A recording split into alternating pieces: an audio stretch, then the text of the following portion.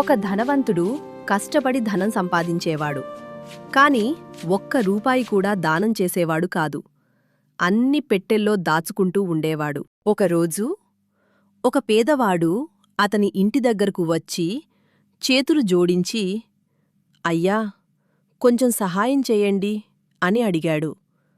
కాని ఆ ధనవంతుడు తిరస్కరించాడు. ఎలాగంటే, తేనెటీగ పువ్వు పువ్వుకి ఎగిరి చుక్క చుక్కగా తేనె సేకరిస్తుంది, ఎంతో శ్రమిస్తుంది. కాని చివరికి ఆ తేనెను తీసుకెళ్లేది ఎవరు? ఇతరులే. అలాగే ధనం కూడబెట్టి దానం చేయక, తాను తినక ఆ ధనం చివరికి ఇతరులకే దక్కుతుంది. ఈ కథకి సరిపోయే ఒక ప్రసిద్ధ వేమన పద్యం ఉంది. మీకా పద్యం గుర్తుందా? తెలిస్తే వెంటనే కామెంట్స్లో రాయండి.